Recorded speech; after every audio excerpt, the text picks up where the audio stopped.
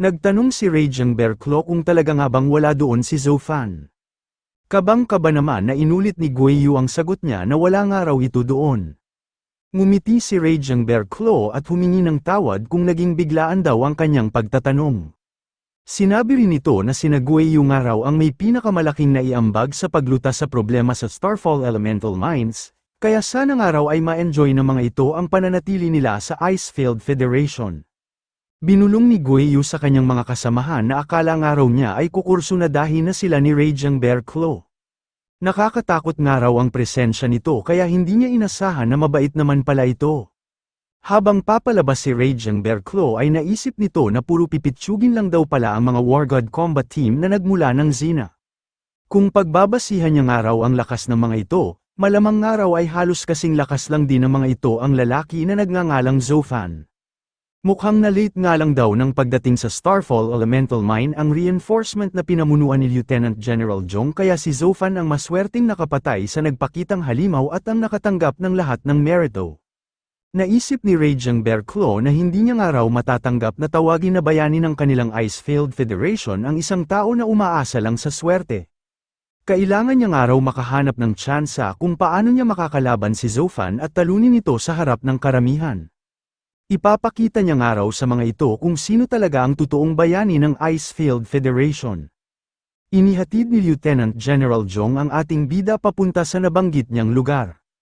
Humanga si Zofan sa ganda ng Ice Gods Mountain, ito raw pala ang pinakamalaking kayamanan na pag-aari ng Icefield Federation.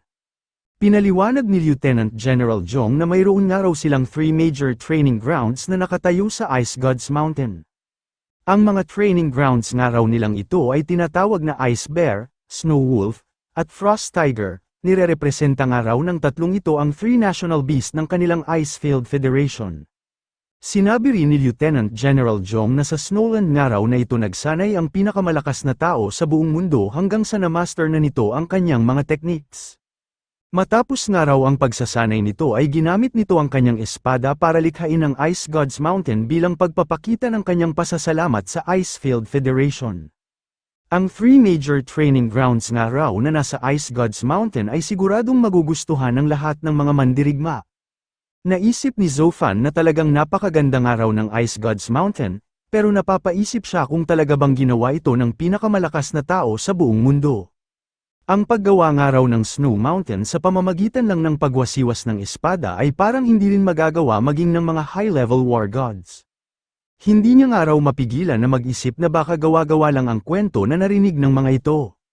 Bigla na lang natigilan ng ating bida noong may naramdaman siyang aura, parang nagsisimula nga raw manabik ang kanyang fighter's wheel.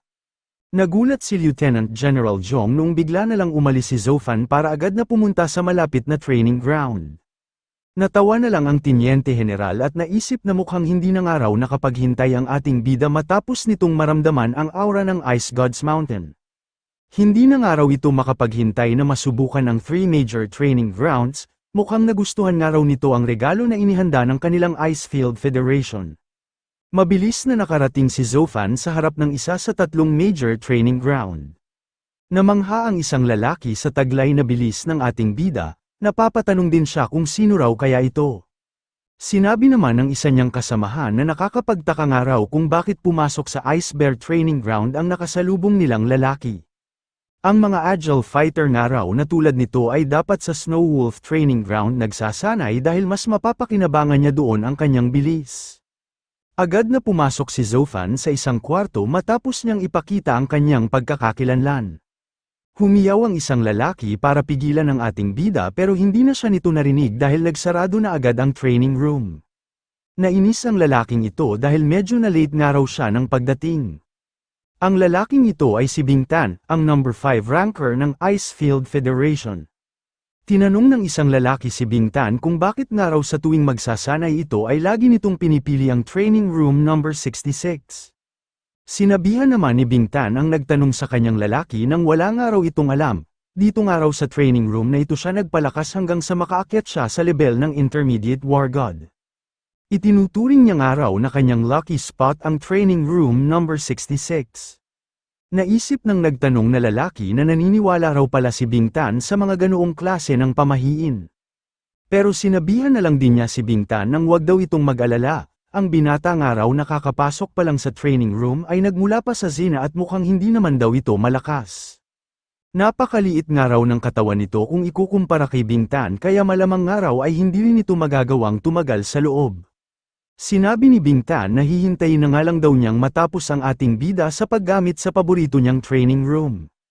Inunahan nga raw siya nito ng pagpasok kaya pagtatawanan niya ito ng sobra kapag hindi nito nagawang tumagal. Naisip ni Zofan na ganoon raw pala ang itsura ng isang Ice Bear training room. Ayon nga raw sa sinabi sa kanya ni Lieutenant General Jong, sa sandaling i-activate na niya ang nasa harapan niyang device ay doon na maglalabas ang training room ng kapangyarihan na nakabase sa legendary Ice Bear Emperor. Napakamot sa ulo ang ating bida dahil nakalimutan niya nga raw itanong kay Lieutenant General Jong kung anong level siya maaaring magsimula. Isa na nga raw siyang intermediate war god. Kaya sisimula na lang daw niya sa 2 times ang kakaharapin niyang Bear Emperor's power. Pinindot ni Zofan ang nasa harapan niyang kagamitan para ilagay ang napili niyang level. Noong mai-activate na ito ng ating bida ay doon na siya nakaramdam ng isang malakas na pressure, naisip niya na ito na raw pala ang lakas ng Bear Emperor. Nagulat si Bingtan noong makita nito ang level na pinili ng ating bida. Hindi nga raw muna nito inadapt ang Bear Emperor's power at agad na itong dumiretso sa 2 times na level. Maging ang isang araw intermediate war god ay maaaring masaktan kapag basta na lang nitong itinaas ang level ng Bear Emperor's power nang hindi pa nakaka-adapt. Tinanong ni Bingtan ang katabi niyang lalaki kung pinaliwanagan ba raw nito ng mabuti ang ating bida bago ito pumasok sa loob ng training room. Tinanong ni Bingtan ang lalaki kung ano raw ang ginagawa nito, isang araw sa mga bisita nila ang binata na nagmula ng zina. Pero bakit nga raw hindi nito itinuro sa binatang ito ang tamang pamamaraan sa pagsasanay sa Ice Bear Training Ground? Nangatwiran ang lalaki at sinabihan si Bingtan nang hindi raw siya nito maaaring sisihin. May hawak nga raw na special access pass ang binatang ito at agad nga raw itong pumasok sa loob ng training room kaya inakala niya na pamilyar na ito sa sistema doon. Sinabi ng lalaki na i-activate na nga lang daw niya ang emergency system kapag nakita niya na hindi na ito tatagal. Agad na napalitan ng pagtataka ang pangamba na nararamdaman ni Bingtan at ng katabi nitong lalaki nang dahil sa napanood nila sa isang malaking screen. Natuwa si Zofan dahil naunawaan ng araw niya ito, unti-unti niya nga raw palang na-absorb ang kapangyarihan ng Bear Emperor habang nagsasanay siya doon. Ito nga raw pala ang dahilan kung bakit sinasabi na mas mabilis na magsanay doon kumpara sa ibang lugar. Tama nga raw talaga ang sinabi ni Lieutenant General Jong na ang Ice Gods Mountain ang biggest treasure ng Icefield Federation. Mukhang kailangan ng araw niyang bilisan para mas mabilis niyang mapaangat ang kanyang paglakas. Bawat suntok na pinapakawalan ni Zofan sa loob ng training room ay nagdudulot ng malalakas na impact. Napatanong ang nanunood na lalaki kung ano raw ang nangyayaring ito. Pinaliwanag ni Bingtan na ganoon nga raw ang nangyayari kapag ginamit ng isang tao ang kanyang lakas matapos nitong maka-adapt sa 2 times Bear Emperor's power. Sinabi rin ni Bingtan na nagawa niya nga lang daw makarating sa ganoong level matapos niyang magsanay doon ng mahigit na kalahating taon. Nakakamangha nga raw na nagawa na agad ng binatang ito na maka-adapt sa 2 times Bear Emperor's power kahit na unang subok pa lang nito sa Ice Bear Training Ground. Bukod nga raw sa bilis ng pag-adapt nito ay nagagawa na rin itong magdulot ng reaksyon sa loob ng Ice Bear Training Room. Mahirap nga raw ang maka-adapt sa mga difficulty ng 3 major training grounds pero higit na mas mahirap daw ang magpalabas ng ganoong reaksyon lalo na kapag nakaset ang training room sa mas mataas na difficulty. Binanggit din ni Bingtan na sinwerte nga raw noon ang number 4 ranker ng Icefield Federation na makapagpalabas ng ganoong reaksyon matapos nitong maka-adapt sa 4 times Bear Emperor's power. Simula nga raw noon ay doon na nito pinalitan ang kanyang pangalan sa Raging Bear Claw.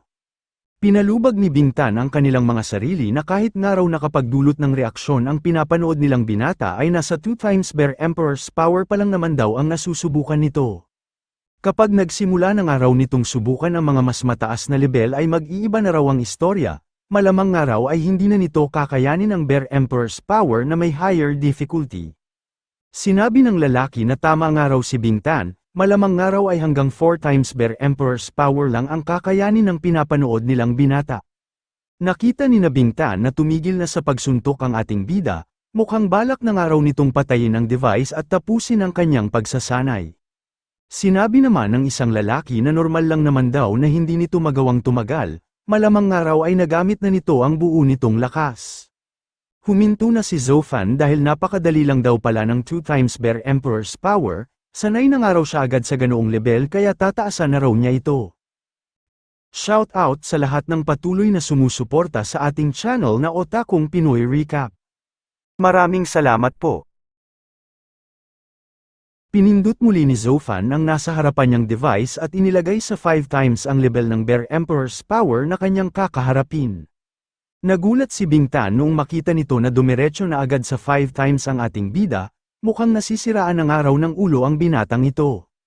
Agad na inihanda ni Zofan ang kanyang sarili para sa bagong level na kanyang susubukan. Sa unang beses na pagsuntok niya ay agad na nagpakita ang reaksyon na malimit lang daw na mangyari sa loob ng bawat training room.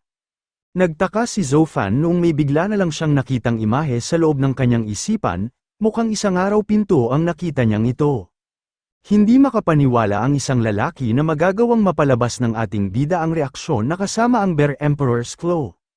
Nakakamangha nga raw na nagagawa pa rin itong makapagdulot ng reaksyon kahit na nasa ilalim na ito ng pressure ng 5 times Bear Emperor's power. Sinabi ni Bingtan na si Raging Bear nga raw ang may hawak ng record sa Ice Bear Training Ground sa mga kasabayan nilang expert fighters ng Icefield Federation. Pero nagawa nga raw agad itong lampasan ng binata na nagmula sa bansang Xina sa unang subok pa lang nito. Hindi nga raw kapanipaniwala ang ipinapakitang ito ng pinapanood nilang binata. Nagtaka sina Bingtan noong tumigil na sa pagsuntok ang ating bida, napapaisip sila kung naubusan na nga ba raw ito ng lakas. Nakakamangha nga raw ang suntok na ipinakita nito, pero maaaring sinwerte lang daw ito kaya nakapagpalabas ito ng ganoong reaksyon.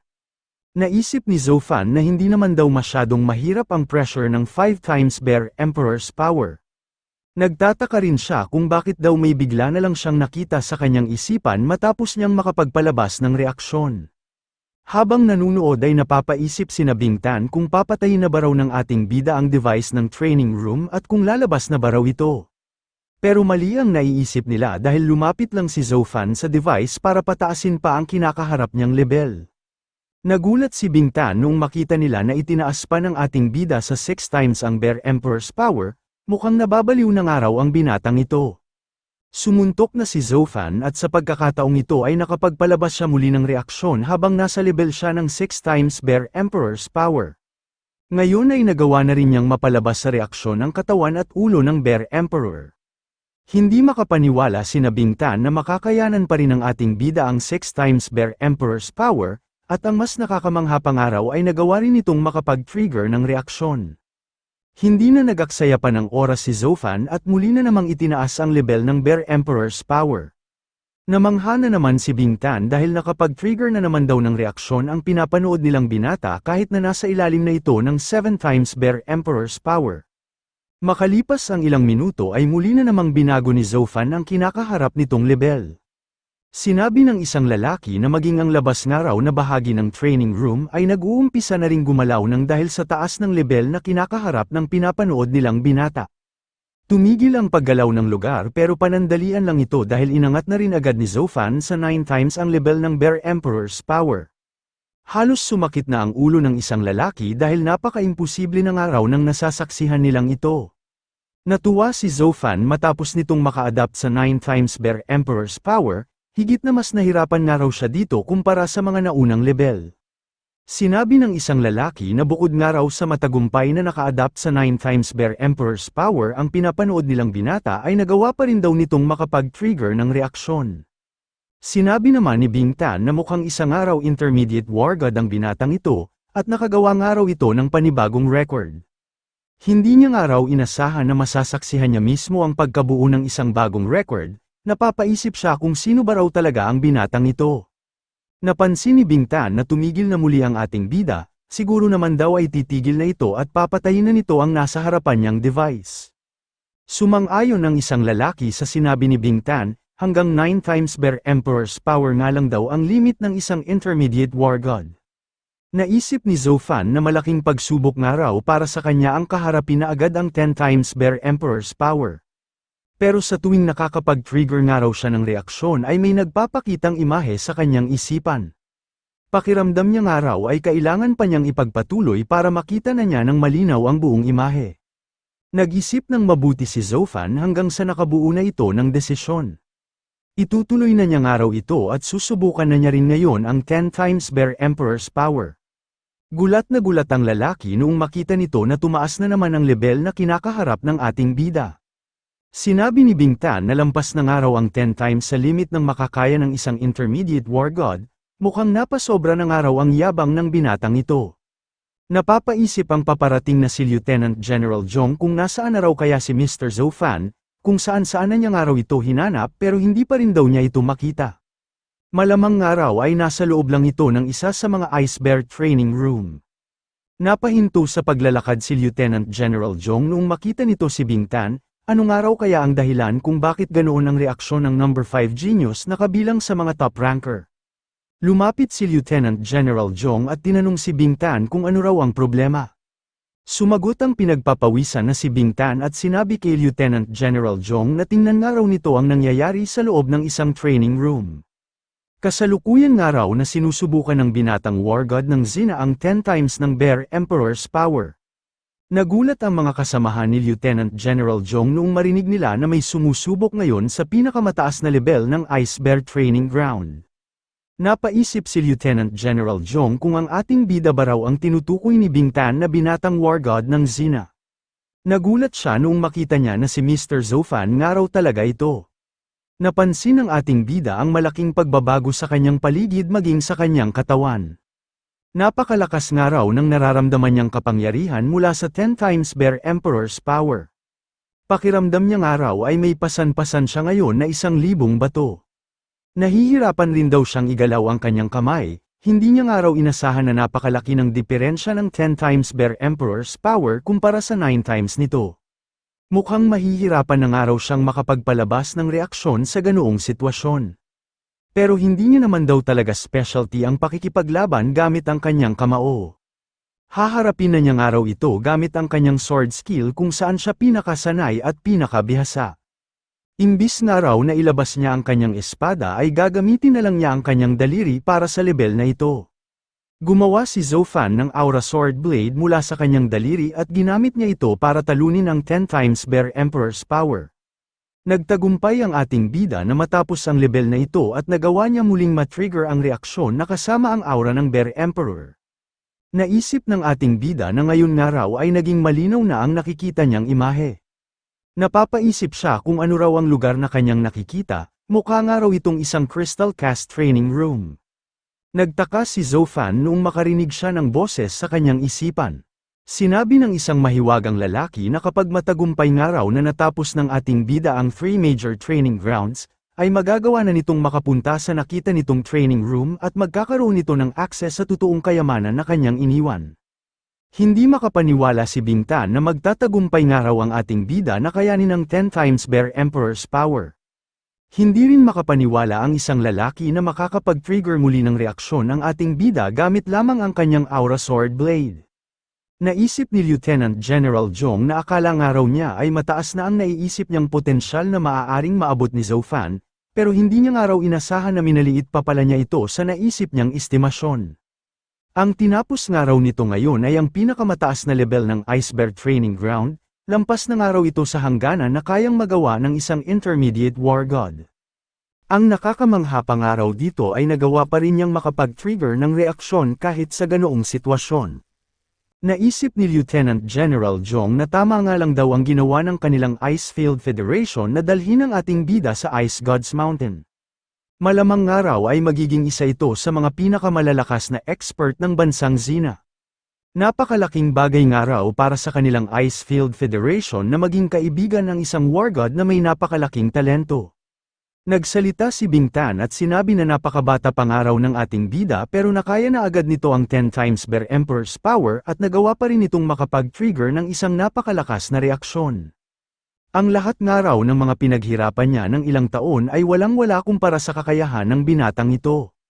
Parang nawawalan na nga raw siya ng dahilan para ipagpatuloy pa ang kanyang pagsasanay. Naisip ni Lieutenant General Zhong na mukhang tinamaan nga raw ng matindi ang kumpiyansa ni Bingtan. Hindi na nga raw nakakapagtaka lalo na't napakatagal ng panahon na walang nakakagawa ng record sa 10 times Bear Emperor's power. Pero hindi nga raw maaaring panghinaan ng loob si Bingtan dahil isang araw ito sa magiging haligi ng kanilang Icefield Federation pagdating ng araw.